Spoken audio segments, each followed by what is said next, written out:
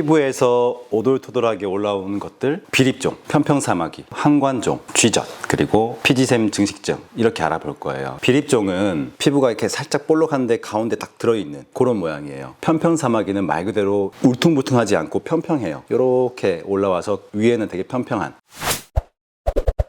항관종도 이제 우리가 많이 볼 수 있는데, 항관종은 되게 크기가 다양해요. 왜냐하면 얘네가 이제 하나 생기면서 서로 융합되기도 하고 독립적으로 있기도 하고, 마치 영토를 점령하듯이 하나 생기고 그 옆에 생기고 또 생기고 뭉치기도 하고. 앞서 말씀드린 이제 비립종이나 편편사마귀는 각각 하나씩 보면 다 크기가 비슷한데, 항관종은 이제 큰 것도 있고 작은 것도 있고 울퉁불퉁한 이런 것들이 다양한 크기로 존재하고 피부 색깔이고 그런 모양을 보일 수 있고, 항관종은 단어에 숨어 있지만 한선, 땀을 분비하는 땀샘 세포, 이게 증식해서 뭉쳐져 있는 거거든요. 형태는 그렇고 조직학적으로 그런 건데 원인을 몰라요. 그것도 원인이 불분명하다 이렇게 돼 있고, 조금 이제 잘생기거나 하는 분들을 보면은 땀이 많이 분비돼야 되는 상황이 발생했을 때 생기는 것 같아요. 결국에는 튀어나와 있기 때문에 제거해야죠. 특히 눈 밑에 많이 있기 때문에 넓게 이렇게 있는 상태에서 오시는데, 피부이기 때문에 태워서 없애는 CO2 레이저, 이 5가지의 치료 방법은 공통적입니다. CO2 레이저로 그 부분을 병변을 태워가지고 없앤다 이렇게 보시면 될 것 같아요.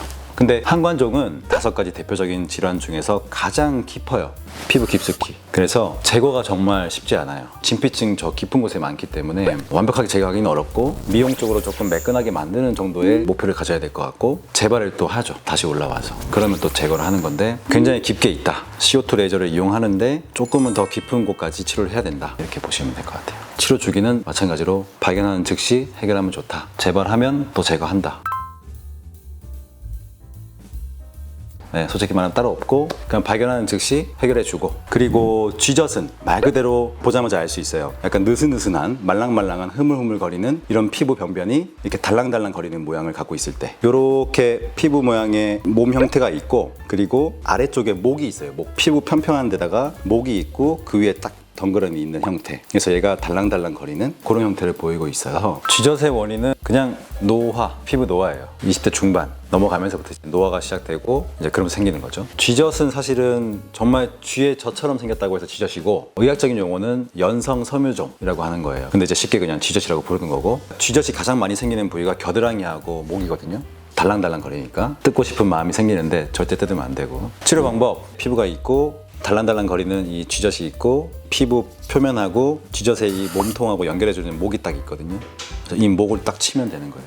뭘로 치느냐? CO2 레이저로 치는 거죠. 쥐젖의 크기가 큰 것들은 정말 사이즈가 1cm가 되는 것들도 있어요. 겨드랑이에 이렇게 크게 나오거든요. 사이즈가 크면은 이제 그 달랑달랑 거리는 그 바닥 쪽에 있는 목을 딱 레이저로 잘라가지고 똥 떼내면 되는 거고, 굉장히 작은 것들은 그냥 자체를 다 태워버리면 되는 거예요. 그걸 제대로 딱 제거했다면은 재발하는 경우는 없는데, 원인이 제가 뭐라고 했어요? 노화라고 했죠. 그분이 나이대가 어떻게 되든 간에 이미 생겨 있다면은 노화 과정이 진행됐기 때문에 생겼잖아요. 그러니까 이걸 제거했더라도 다른 부위에 또 생길 수가 있겠죠. 또 주변 부에 생길 수 있는 가능성이 남아있다. 조기에 와서 제거하면 커지기 전에 제거할 수 있으니까, 작을 때 발견했을 때 그때 치료 받으시라. 이게 이제 치료의 원칙. 마지막으로 피지선 증식증.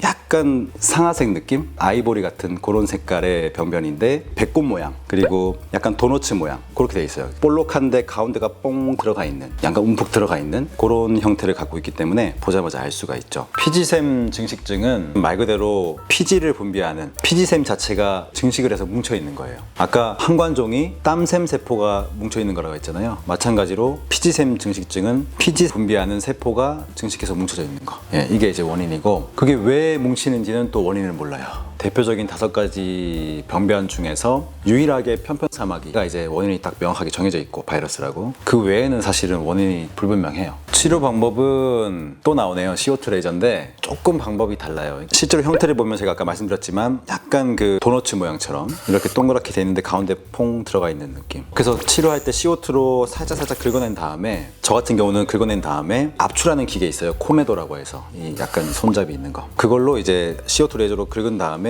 꾹 누르면 노랗고 약간 하얀 느낌의 그런 피지샘, 피지 같은 것들이 뭉친 것들이 쭉 나와요. 그렇게 제거를 하죠. 마찬가지예요. 원인이 불분명하니까 재발을 하는 거는 명확하게 알 수는 없지만 실제로 보면은 한번 생겼던 부위를 완벽하게 제거할 수는 없거든요. 그러니까 또 재발할 수가 있죠. 그건 재발할 수가 있어요. 피지선이 증식해서 아니면 한관정처럼 땀샘이 증식해서 이런 땀을 분비하거나 피지를 분비하는 그런 샘조직들이 증식해서 뭉쳐져 있는 것들은 완벽하게 제거하기 힘들기 때문에 그 부분을 제거했더라도 또 재발을 할 수가 있어요.